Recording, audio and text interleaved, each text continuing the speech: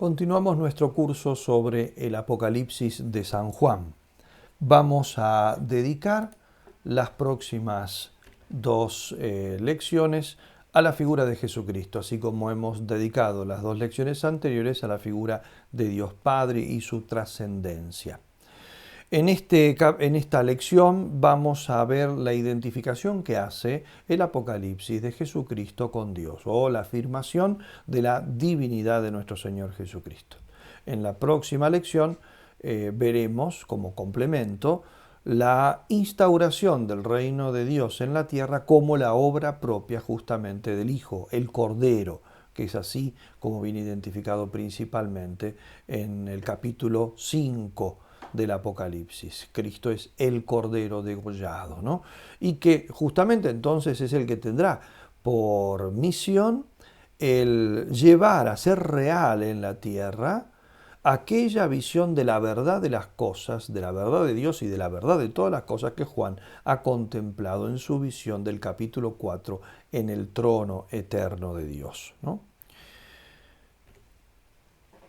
La visión de Juan, que es todo el conjunto del Apocalipsis, comienza con una cristofanía. Cristofanía significa manifestación de Cristo.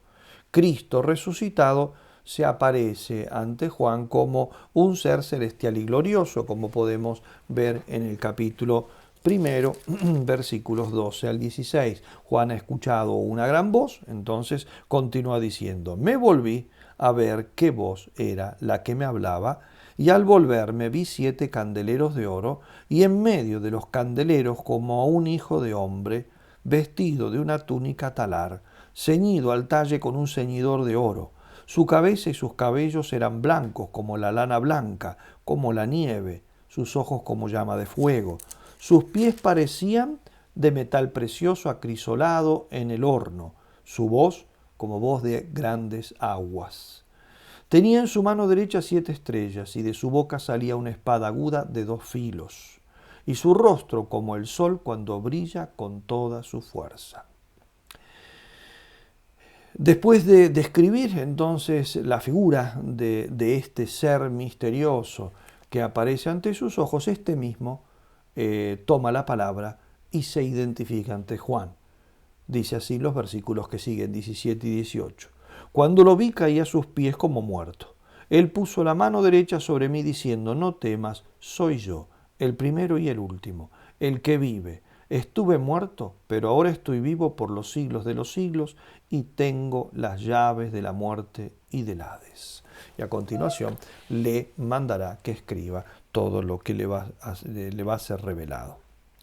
Ya hemos visto en las lecciones anteriores que la declaración yo soy el primero y el último corresponde a la autodeclaración divina yo soy el alfa y la omega que Juan pone en el capítulo primero, versículo 8, o sea, un poco antes de esta visión que acabo de leer.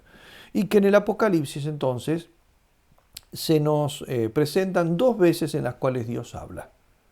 Una al comienzo del Apocalipsis, capítulo 1, versículo 8, otra al final del Apocalipsis, capítulo 21, versículo 6. Esas 2 veces que Dios habla, lo que dice allí Dios, pocos versículos más adelante es puesto en boca de Jesucristo.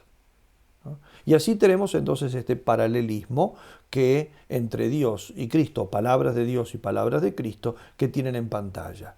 Dice Dios al comienzo del Apocalipsis 1.8, yo soy el alfa y el omega. Pocos versículos más adelante, la afirmación que acabamos de leer en boca de Cristo, yo soy el primero y el último. Al final del Apocalipsis, capítulo 21, versículo 6, Dios vuelve a hablar, segunda y última vez, yo soy el alfa y el omega, el principio y el fin. Pocos versículos más adelante, en el capítulo siguiente, capítulo 22, versículo 13, en boca de Cristo se pone, yo soy el alfa y el omega, el primero y el último, el principio y el fin. Un estudio detenido de este modelo, de este paralelismo, nos muestra hasta qué punto Apocalipsis identifica a Jesucristo con Dios. Como ya vimos, los 2 títulos, alfa y omega, principio y fin, en las lecciones anteriores los expliqué bien, designan a Dios como eterno en su relación con el mundo. Él precede y origina todas las cosas, Él es el creador y el que las ha de llevar a su cumplimiento escatológico. Ahora bien, estos títulos puestos en boca de Jesucristo y pocos versículos más adelante no pueden significar algo distinto, tienen que significar exactamente lo mismo. Hay algunos que han querido minimizar justamente este paralelismo diciendo, bueno, en boca de Dios significa lo que hemos dicho, pero en boca de Cristo solamente significaría una preeminencia respecto de la iglesia fundada sobre Él, ¿no? Que es lo que quiere decir otro de los títulos que se le da a Jesucristo cuando se lo menciona como primogénito de entre los muertos. Ahí, en esos títulos, parecería más bien referirse a el título de la preeminencia de Cristo como cabeza de la iglesia de forma exclusiva. Pero esto, el restringir todo esto que se dice y sobre todo estos otros títulos que acabo de leer y que son bastante evidentes, que son las mismas palabras puestas en boca de Dios Padre, puestas luego en boca de Dios Hijo, no se pueden restringir a esto. Desborda una mera preeminencia, un mero principio solamente respecto de la iglesia. Cristo es presentado aquí ciertamente como el principio de toda la creación, así como Dios, Él también es eterno, eterno y el origen y fin de todas las cosas. Eso es lo que significa yo soy el primero y el último, ¿no? Comparte, por lo tanto, la vida eterna de Dios, ¿no? De Dios se dice también, y lo hemos explicado en nuestras lecciones anteriores, que es, el que era y el que está por venir. Expresión que aparece en el versículo 8 del primer capítulo. O también el que vive por los siglos de los siglos, expresión que se repite en el capítulo 4, 10, 15, etc. Y de Cristo se dice de forma paralela a esta: yo estuve muerto y ahora estoy vivo por los siglos de los siglos, el versículo 18 que nosotros hemos leído poco antes. Por consiguiente, mientras la declaración divina, o sea, puesta en boca de Dios, ¿no? Yo soy el alfa y el omega, sostiene el señorío divino y su poder sobre todas las cosas, la sentencia puesta en boca de Cristo en el versículo 18, ¿no? La atribuye a Cristo por haberla ganado a través de su muerte y de su resurrección. Por eso es que termina diciendo, yo tengo las llaves de la muerte y del Hades. Evidentemente que se refiere principalmente ahí a tenerla porque Él ha muerto, pero ha abierto el Hades, ha muerto el reino, ha abierto el reino de los muertos para surgir sobre él y rescatar a todos los que están sujetos a la muerte. El título, el primero y el último, que hemos visto entonces tanto aplicado a Dios Padre como aplicado a Dios Hijo, es un título que encontramos en el Antiguo Testamento. Lo encontramos en varias oportunidades, sobre todo en el profeta Isaías. Por ejemplo, en el capítulo 44, versículo 6, dice: así dice Yahvé, el Rey de Israel y su Redentor, Yahvé Sebaot, yo soy el primero y el último. Fuera de mí no hay ningún otro Dios. Y un poco más adelante, en el capítulo 48, versículo 12, dice: escúchame, Jacob, Israel, a quien llamé, yo soy el primero y también soy el último. Por lo tanto, entonces, estos títulos son títulos que nosotros tenemos ya en el Antiguo Testamento.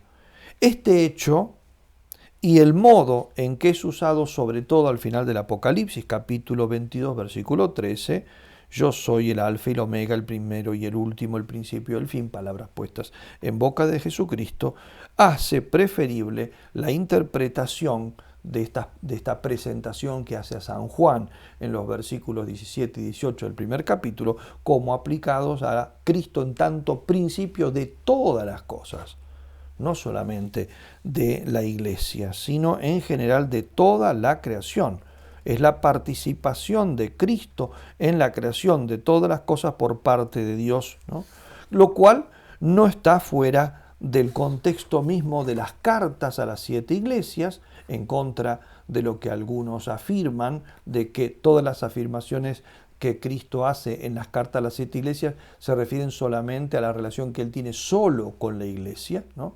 Sino que realmente desborda eso y es una preeminencia de Cristo, un señorío de Cristo sobre todas las cosas, sobre la creación en general, ¿no? Esto queda patente sobre todo dentro de las cartas a las 7 iglesias, ese no restringirse solo entonces a la preeminencia que Cristo tiene respecto de la iglesia, justamente al comienzo de una de las cartas, la carta a la iglesia de la Odisea, donde a Cristo se lo llama el principio de la creación de Dios, arjé, el principio, arjé, de la creación de Dios. Esto está capítulo 3, versículo 14. Esto no significa, evidentemente, que Él fue el primer creado o que en su resurrección es el comienzo de la nueva creación divina. Debe tener el mismo sentido que se da en la primera parte del título, el principio, arjé y el fin, que es aplicado a Dios, este título, capítulo 21, versículo 6, como a Cristo, capítulo 22, versículo 13. Por lo tanto, entonces, a lo que quiero ir, ¿no? Cristo en el Apocalipsis es afirmado como el que precede todas las cosas como su fuente. En el rol que da Cristo en la creación, Apocalipsis por eso coincide plenamente con San Pablo, el cual en la primera carta a los Corintios, capítulo 8, versículo 6, dice: no hay más que un solo Señor Jesucristo, por quien son todas las cosas y por el cual somos nosotros. Son, es decir, existen. Un solo principio por el cual existen toda la cosa y también nosotros. Y lo mismo en la carta a los Colosenses, capítulo 1, versículos 15 a 17, en ese gran himno cristológico, dice: en Él fueron creadas todas las cosas. Y lo mismo la carta a los Hebreos, capítulo 1, versículo 2, su Hijo, por quien también hizo los mundos. Y el Evangelio de San Juan, Juan 1, versículos 1 al 3, el prólogo de San Juan. Todo se hizo por Él, por el Verbo, y sin Él no se hizo nada de cuanto existe. Evidentemente, entonces, en esa misma línea de San Pablo, de la carta a los Hebreos, de San Juan, Juan aquí como autor del Apocalipsis vuelve a poner entonces a Cristo en una preeminencia absoluta respecto de toda la creación. Cristo es creador, ¿no? En Apocalipsis se pone también en relación a Cristo con otro desarrollo particular, quizá más antiguo todavía en la Iglesia, que es la identificación de la venida escatológica de Dios que era esperada por el mundo judío con la parucía de Jesucristo. Entonces, primero, para que nos entendamos bien, primera cosa, el Apocalipsis hace un paralelo perfecto entre Dios y Cristo. Dios como creador, Dios como principio y Dios como fin, y Cristo como principio y como fin. Por lo tanto, identificación de Cristo con Dios como creador y consumación de todas las cosas. En segundo lugar, hace un segundo paralelo con esa esperanza que tiene la fe judía de que Dios vendrá a restaurar todas las cosas. El Apocalipsis retoma eso, esa esperanza de Dios que ha de venir a restaurar todas las cosas, solamente que en vez de atribuirla a Dios, la atribuye a Cristo. Es la esperanza en la parucía de Cristo, es Cristo el que viene. Al poner en relación ambos desarrollos, ¿no? La esperanza judía, las afirmaciones respecto que tiene el mundo judío y el Antiguo Testamento respecto de Dios, ponerla ahora como cumplidas en Jesucristo, se hace de Cristo el agente tanto de la creación divina de todas las cosas, lo que dije antes, como el del cumplimiento escatológico de todas las cosas, lo que estoy afirmando ahora.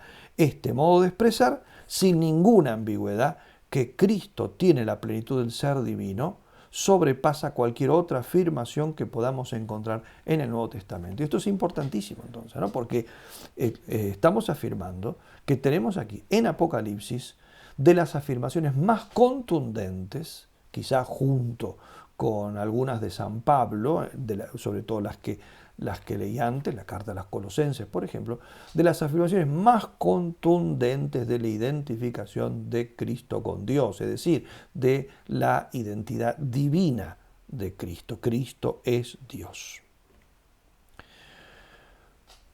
La identificación que expresan los títulos que tanto Dios como Cristo se autoatribuyen en los 4 pasajes que leí al comienzo y que ya cité, ¿no? Es decir, 1.8 en boca de Dios, 1.17 en boca de Cristo, 21.6 en boca de Dios, 22.13 en boca de Cristo, ¿no? Viene reforzada esta identidad, ¿no? de los títulos, Dios que habla y Cristo que habla diciendo lo mismo, viene reforzada, según algunos autores, por la estructura que le da San Juan al libro del Apocalipsis, en el cual nosotros advertimos algunas correspondencias literarias particulares que no pueden ser fruto del azar, sino de la deliberada manera de redactar las cosas. Todo en el Apocalipsis está pensado, incluso en su lugar, la cantidad de veces que se repiten, sobre todo algunos títulos. En efecto, si nosotros tenemos en cuenta la estructura del libro, vamos a ver que el libro, ¿qué es lo que es el Apocalipsis? Es una gran visión, ¿no? Como tienen en pantalla, esa parte verde es una enorme visión que comienza en el capítulo 1, versículo 9, y termina en el capítulo 22, versículo 5. Esa gran visión, ¿no? Viene precedida por un breve prólogo, capítulo 1, versículos 1 al 8, y viene concluida con un epílogo, los últimos versículos del 6 al 21 del capítulo 22. Tenemos 3 partes muy desiguales, por supuesto, es todo, sobre todo la gran visión de que tiene San Juan y ese comienzo y ese final, ¿no? Pues bien, ¿dónde están ubicados esos 4 títulos que mencioné antes, ¿no? Están justamente colocados, ¿no? Los dos, uno al final de la primera parte y el otro inmediatamente al comienzo de la segunda. Después al final tenemos lo mismo, al final de esa segunda parte y al comienzo de la otra parte, como si esas 3 partes estuvieran unidas por 2 puentes.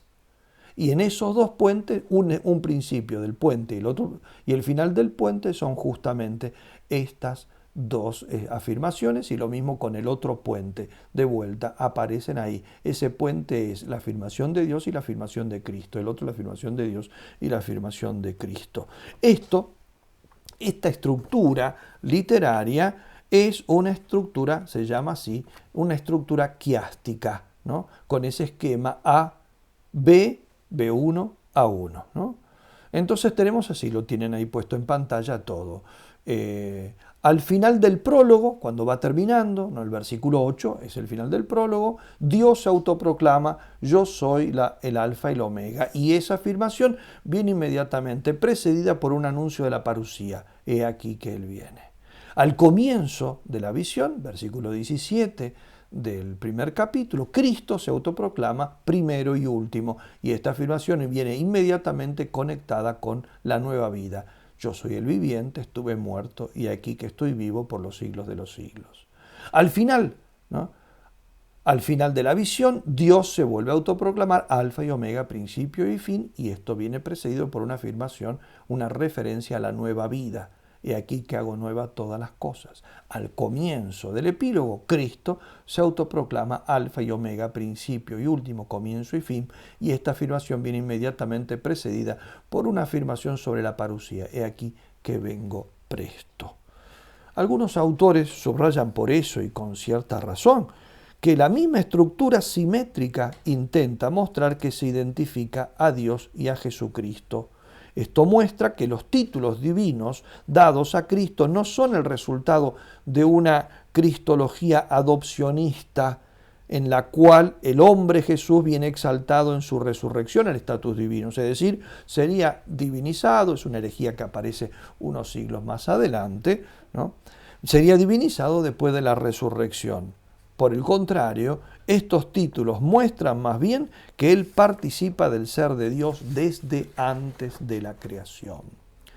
Pero además, el hecho de que uno de estos títulos esté tomado del pasaje de Isaías, que leí antes, que era muy bien conocido por el mundo judío y que confiesa claramente un marcado monoteísmo. Recuerdo el texto, ya lo leí, Isaías 44:6 dice: yo soy el primero y el último, fuera de mí no hay ningún otro Dios. Eso, ¿no? Entonces, que esté tomado de ese pasaje que cualquier judío hubiera entendido, esto está diciendo lo que dice Isaías, deja bien definido que se trata no solo de una declaración de la divinidad de Jesucristo, sino de una identificación con Dios, es decir, no de un segundo Dios, sino del único Dios, porque la otra es una afirmación, la de Isaías es estrictamente monoteísta, está diciendo: fuera de mí no hay ningún otro Dios. Entonces, al aplicarla a Cristo, no lo está nombrando como otro Dios, porque fuera de Dios no hay ningún otro Dios, sino que está hablando del mismo Dios. Cristo deja en claro que Él es Dios, pero eso sigue manteniendo el monoteísmo, un solo Dios. El libro del Apocalipsis, además, nos muestra otro aspecto clarísimo de la divinidad de Jesucristo, y es el hecho del énfasis que se pone en la adoración que Él recibe. En el libro del Apocalipsis, esto ya lo dije en las lecciones anteriores, la adoración es un concepto de extrema importancia. Justamente el monoteísmo judío se caracterizaba por la fe en un único Dios, en la creación, Dios, único Dios creador, y la adoración consciente que se le debe justamente por eso, por ser creador y por tanto porque nuestro ser depende absolutamente del ser divino, ¿no? Por lo tanto, la adoración en el Apocalipsis tiene un sentido teológico muy preciso. Marca para el monoteísmo judío la distinción entre el único Dios creador de todas las cosas, que es el único que debe ser adorado, y sus criaturas, ¿no?, cuya adoración constituiría justamente un acto de idolatría, ¿no? Por eso, para el judío no hay pecado más grave que rendir un culto de adoración a una criatura. La restricción de la adoración al Dios único y la doctrina de la creación que le está estrechamente ligada, como desarrollé en la conferencia anterior, fueron dos de los puntos centrales que los escritores judíos y luego cristianos enfatizaron contra la idolatría pagana y que ocasionó tantísimas persecuciones para ella. Pensemos en las persecuciones del tiempo de los macabeos para los judíos y las primeras persecuciones cristianas justamente cuando se niegan a realizar actos de adoración a una criatura, sea esta el emperador, sea esta cualquier otro dios, ¿no? En el Apocalipsis, la cuestión de la adoración es presentada con un claro sentido polémico, puesto que ve la raíz del mal que afecta al Imperio Romano y a todos los poderes que éste prefigura en la adoración idolátrica de un poder meramente humano, y traza las líneas de conflicto entre los adoradores de la bestia y los adoradores del verdadero Dios. Los adoradores de la bestia son adoradores de una criatura. Los adoradores de Dios son los que no se niegan de ninguna manera a adorar una criatura, solo al Creador. La conciencia de San Juan sobre la importancia de este tema está expresada además en el capítulo conclusivo del libro, en un incidente que se menciona 2 veces para causar un efecto estratégico en el cual Juan cae postrado ante el ángel que hace de instrumento de la revelación que le llega a él. Ya dije que la revelación del Apocalipsis es concatenada. Dios le revela a Cristo, Cristo a un ángel, el ángel a Dios, a Juan. Juan nos lo transmite a todos nosotros. Hay un ángel, por lo tanto, que hace en esa cadena de revelador. 2 veces es tan grande la magnificencia del ángel y de las cosas que dice que Juan cae postrado ante él, lo cual indicaría una suerte de acto de adoración, ¿no? Esto está en 19:10 y en el capítulo 22, versículos 8 al 9, ¿no? Este es un tema que aparece en otros lugares justamente de la literatura judía, por ejemplo en el libro de Tobías, cuando el ángel Rafael les revela que él es un ángel. Hasta ese momento pensaban que era un ser humano. También ahí todos caen postrados y él vuelve a hacer lo mismo que hace aquí el ángel. Les dice que a él no lo deben adorar, que se levanten. Él es una criatura como ellos, reivindica la trascendencia divina y que el acto de adoración solamente puede ser dirigido a Dios, ¿no? Lo mismo entonces ocurre aquí. Es una reacción natural frente a una grandiosidad tan extraordinaria el hecho de caer postrados sin saber todavía lo que uno está haciendo y la relevancia que tiene eso, o sea, que sea un acto de adoración. Pero justamente es aquel que está recibiendo algo que no tiene que recibir quien resiste a eso y le dice, no es a mí a quien me tienes que adorar, te tienes que postrar solamente delante de Dios, yo soy una criatura como tú, ¿no? En este contexto, ¿no?, teniendo en cuenta esto, que dos veces, ¿no?, el ángel frena ese acto instintivo de San Juan, hay que tener eso presente para ver el altísimo valor entonces que cobra en el Apocalipsis el hecho de la adoración a Jesucristo, la cual es explícita, ¿no? Si el ángel no permite que se lo haga a él, sino solamente a Dios, después el hecho de que sea mencionada que a Jesucristo sí se le debe, es una afirmación explícita de que se está afirmando la divinidad de Jesucristo, ¿no? Jesucristo es revelador, pero a Él sí se le debe adoración. La adoración a Cristo, sin embargo, no atenta contra la fe monoteísta, porque Él es el único Dios, ¿no? Sigue estando dentro de esa realidad monoteísta. Esto queda especialmente claro en la escena de la adoración en el cielo de los capítulos 4 y 5. Ya dije, el capítulo 4 es la visión del trono, capítulo 5 es la visión del trono, pero con la introducción del Cordero. Aparece el Cordero que es el que abrirá los 7 sellos. El Cordero es Cristo. La adoración del capítulo 4 es adoración a Dios. Dios es adorado como creador de todas las cosas. En el capítulo 5 se introduce la figura del Cordero degollado que ha vuelto a la vida y que está delante del trono divino. Y ahora Él pasa a ser el centro de la adoración divina, recibiendo la obediencia de las misteriosas criaturas vivientes que están en torno al trono y de los 24 ancianos que hacen de senado el trono. Así como ellos han adorado en el capítulo 4 al que está sentado en el trono, en el capítulo 5 ellos adoran al Cordero. Luego, ese círculo de los 4 seres misteriosos y los 24 ancianos se amplía, ¿no?, abarcando a los ángeles, abarcando a la creación, y terminan todos esos seres cantando una doxología, es decir, un himno de adoración que va dirigido al mismo tiempo a Dios Padre y al Cordero. Esto lo tenemos en el capítulo 5, versículo 13.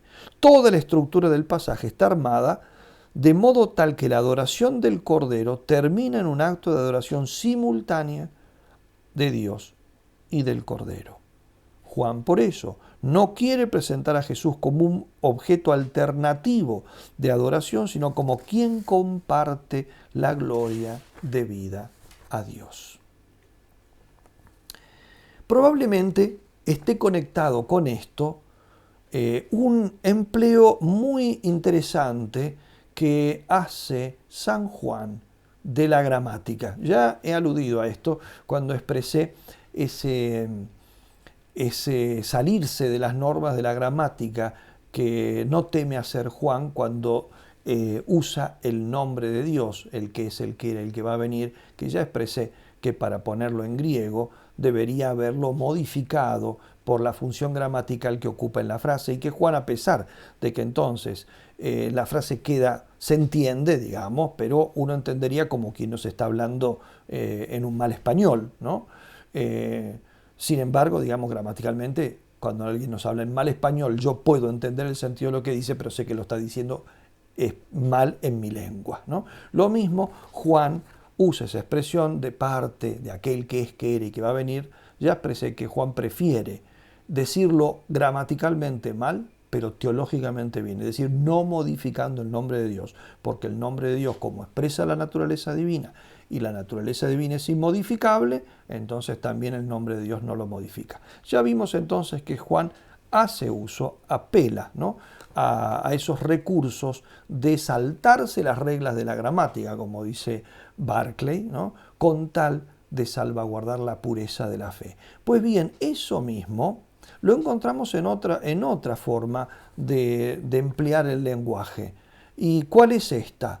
Esto es el hecho de que las veces que menciona a Dios y a Cristo juntos, si bien está predicando algo de los dos, el verbo que lo sigue lo pone en singular, como si estuviera hablando de una sola persona, de un solo ser, ¿no? Así, por ejemplo, en el capítulo 11, versículo 15, dice así: ha llegado el reinado sobre el mundo de nuestro Señor y de su Cristo, y reinará por los siglos de los siglos.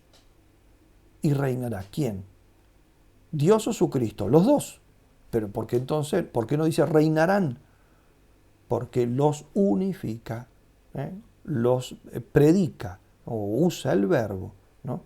Como si fuera una sola cosa. Lo mismo hace cuando tiene que recurrir a un pronombre. Usa un pronombre para referirse a los dos, usa un pronombre singular. Tenemos un ejemplo en el capítulo 22, versículos 3 y 4. Dice así, hablando de la ciudad celestial, la Jerusalén celeste: y no habrá ya maldición alguna. El trono de Dios y del Cordero estará. Primero, el trono está en singular, el verbo está en singular porque es un solo trono, ¿no? Estará en la ciudad y los siervos de Dios le darán culto. Pero aquí viene la modificación. Verán su rostro y llevarán su nombre en la frente, ¿no? Su rostro aquí está puesto en singular. Su rostro, el de él, no el de ellos.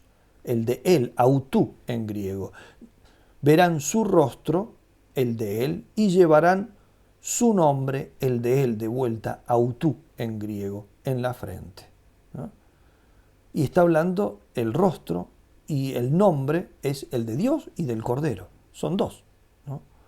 En el capítulo 6, versículo 17, porque ha llegado el gran día de su cólera, ¿y quién podrá sostenerse? Ahora, ese su cólera, el día de su cólera, se refiere, ¿no?, al día de la cólera del que está sentado en el trono y del Cordero.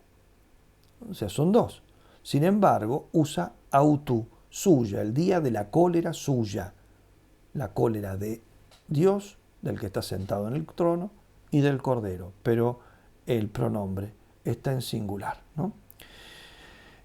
Esta sensibilidad entonces de San Juan para las implicaciones teológicas del lenguaje y la disposición que él tiene, como ya expresé, a desafiar las leyes de la gramática para salvaguardar la verdad teológica que está detrás, nos invitan a pensar que él está empleando los verbos y los pronombres en singular referidos a dos sujetos, Dios y el Cordero, o el que se sienta en el trono y el Cordero, para dar a entender que estos dos sujetos deben ser tomados como una unidad indivisible.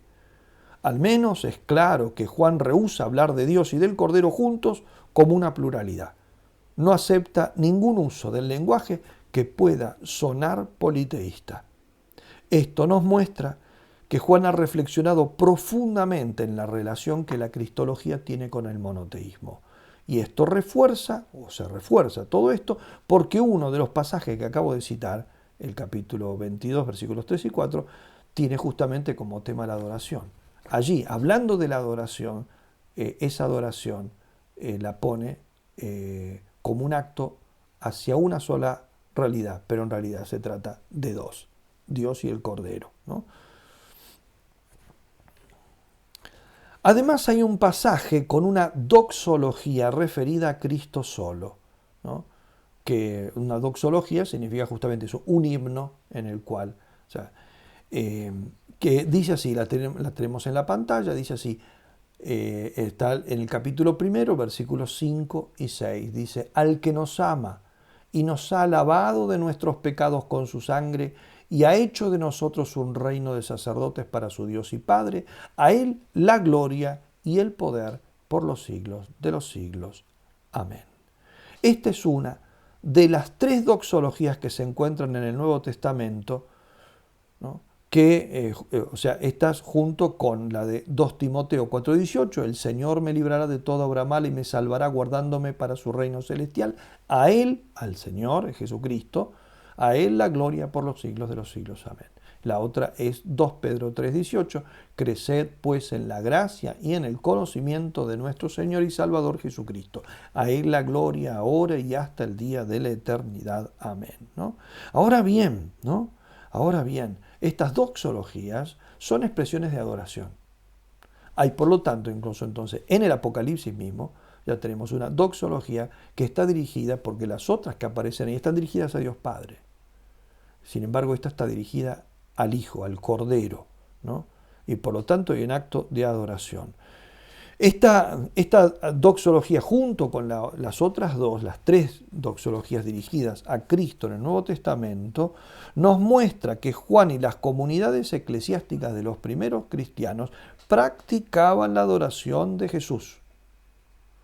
Las doxologías, con su confesión de que la gloria pertenece eternamente al único al que es dirigida, eran una forma de alabanza judía al único Dios. No hay forma más clara, dice un autor, de atribuir a Jesús la gloria debida a Dios. Hay buena evidencia, dice Bauckham, al margen de la que nos brinda el Apocalipsis, por lo tanto entonces en los otros argumentos que podemos encontrar fuera, de que la adoración de Jesucristo fue una práctica religiosa desde los primeros momentos y que se desarrolló en el judeocristianismo, donde la conciencia de la conexión entre monoteísmo y adoración era muy alta. Por lo tanto, y esto es importantísimo, no puede ser atribuida al cristianismo de origen gentil, que ciertamente estaría más despreocupado de las exigencias de la adoración monoteísta, porque el mundo, los cristianos que provienen de la gentilidad, antes de ser cristianos eran politeístas, y por lo tanto ellos estaban acostumbrados a escuchar hablar de un panteón con muchos dioses. Por lo tanto, digamos que si la adoración de Jesucristo hubiera sido algo que se introduce en ambientes más bien de cristianismo gentil, o sea, de los cristianos que vienen de la gentilidad, se podría haber pensado, bueno, digamos, les ha quedado pegado esa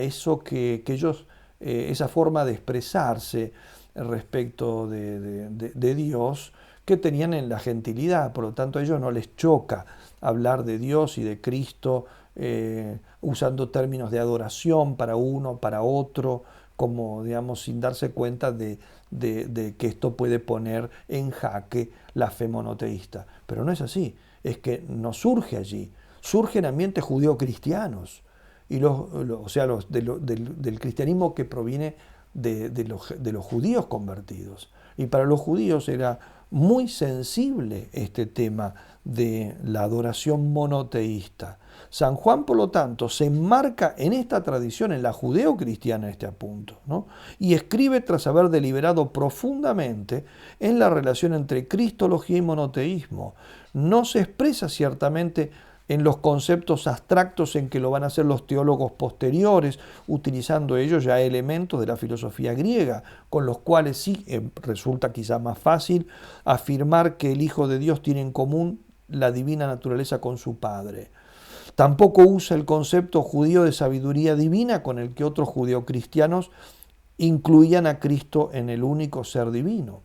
El lenguaje teológico de Juan es muy diferente, implicando la imagen apocalíptica del trono divino, la práctica de la adoración, el cuidadoso uso de la gramática y las conexiones y estructuras literarias en las que, como un artista más que como un filósofo, ha expresado sus concepciones teológicas. Por lo tanto, lo que quiero decir es que Juan tiene su modo propio, no el que emplearán quizá los padres de la iglesia posteriores, pero ya con ese uso propio, Juan ha expresado con toda claridad, por un lado, la divinidad de Cristo, por otro lado, ha mantenido la fe monoteísta del judaísmo y, por supuesto, del cristianismo, ¿no?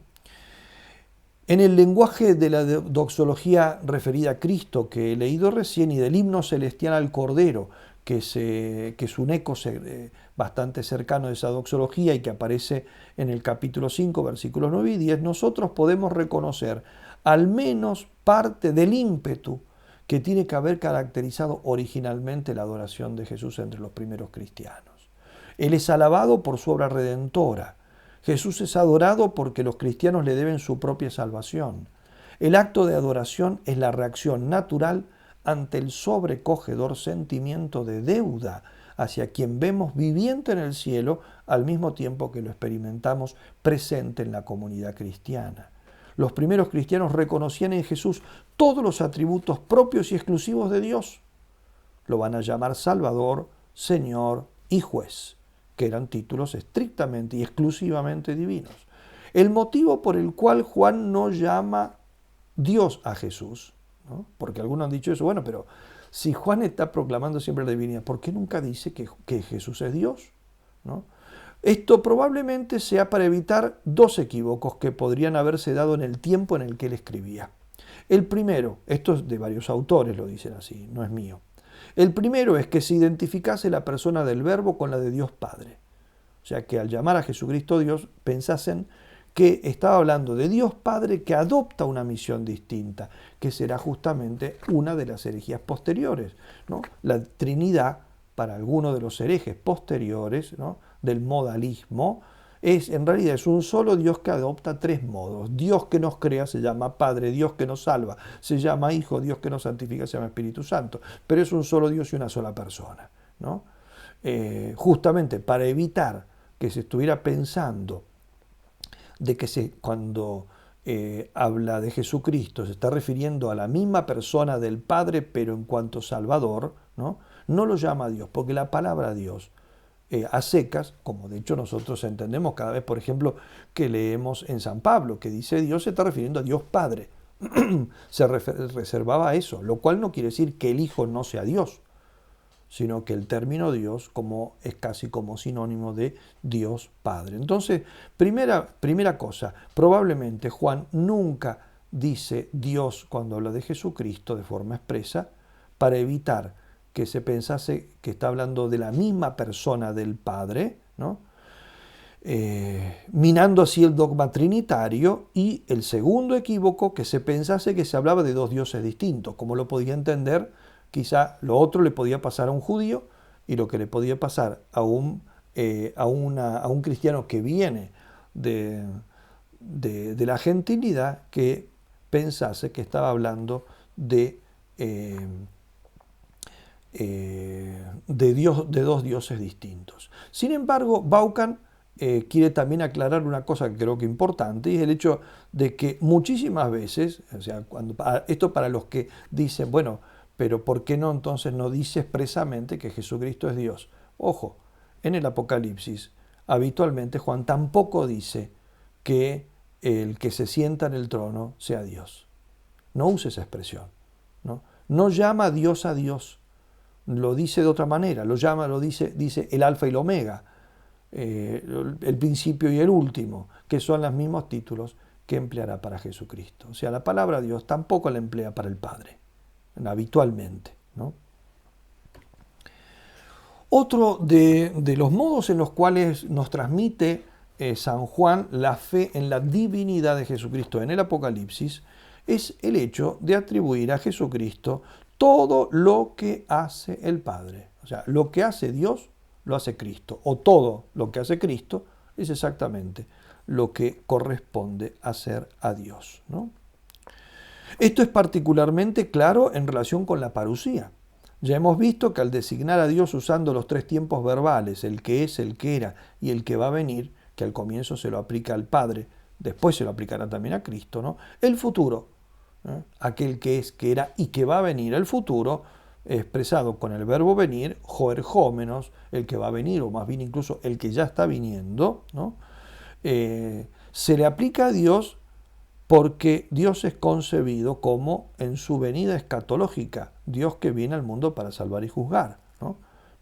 Ahora bien, esa venida de Dios para llevar a término sus propósitos sobre la creación se concreta después en Cristo. O sea, a ver si nos entendemos bien. En capítulo 1, versículo 8, Juan habla de Dios Padre. En esa expresión Dios mismo habla, Dios el Padre habla, yo, ¿no? Y lo menciona así, el que es, el que era y el que está viniendo.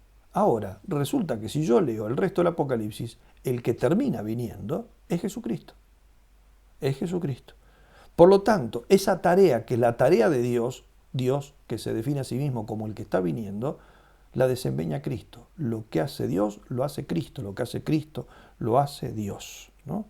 Para la futura venida de Cristo en gloria, el Apocalipsis no usa la palabra parusía, ¿no? Nosotros siempre hablamos de la parusía de Cristo, pero esto es un término que no aparece en el Apocalipsis, es un término paulino, ¿no? Sino el verbo venir, es la venida, ¿no? La esperanza y la advertencia de la inminente venida de Cristo domina todo el libro. 7 veces en el libro mismo Cristo declara: estoy viniendo, estoy viniendo. El juicio que establece en su venida es marcadamente el juicio propio de Dios. Por ejemplo, en Apocalipsis 22, versículo 12, sigue el uso común de los primeros cristianos de citar la profecía del Antiguo Testamento de la venida judicial de Dios. Está en Isaías 40, en Isaías 62, en referencia a la parusía de Cristo ahora. O sea, se le aplica a Cristo. Y le expande con el conocido principio del juicio divino, para pagar a cada uno según sus obras. Tomada aquí de Proverbios 24, ¿no? Pero si el juicio de Cristo en la parusía es el juicio divino, lo mismo debe decirse de su muerte sacrificial, que veremos que es también central en la teología del Apocalipsis. Cuando el Cordero degollado es visto, ¿no? Estoy citando ahora el capítulo 5, es visto en el medio del trono divino en el cielo, el sentido es que la muerte sacrificial de Cristo pertenece al modo en que Dios gobierna al mundo. Cuando se describe la maldad y la impiedad dominando el mundo, a Dios, en cuanto el que se sienta en el trono, se lo pinta en el cielo, lejos del mundo, pero está en el mundo a través del Cordero que conquista ese mundo con su sufrimiento. Esto ya sería realmente suficiente como para que nosotros nos quedemos perplejos cada vez que vemos que algún teólogo nos dice que en la Sagrada Escritura, incluido todo el Nuevo Testamento, nunca se dice expresamente que Jesucristo sea Dios. ¿Qué Nuevo Testamento han leído? Porque lo que nosotros hemos podido expresar, y estos son solamente algunas notas y muy precarias, muy parciales si se quiere, ¿no? Esto sinceramente nos muestra una visión de Jesucristo que no puede ser comprendida de una manera distinta que verlo como presentado en tanto verdadero Dios. Para San Juan, en el Apocalipsis no cabe absolutamente ninguna duda de eso. Jesucristo es Dios. Y un Dios que no es alternativo a Dios Padre, sino que forman un solo Dios con Él. Luego veremos en alguna de las conferencias cómo además se completa esto cuando presente a la tercera persona, de manera tal que en el Apocalipsis nosotros tenemos una clara revelación de la Santísima Trinidad.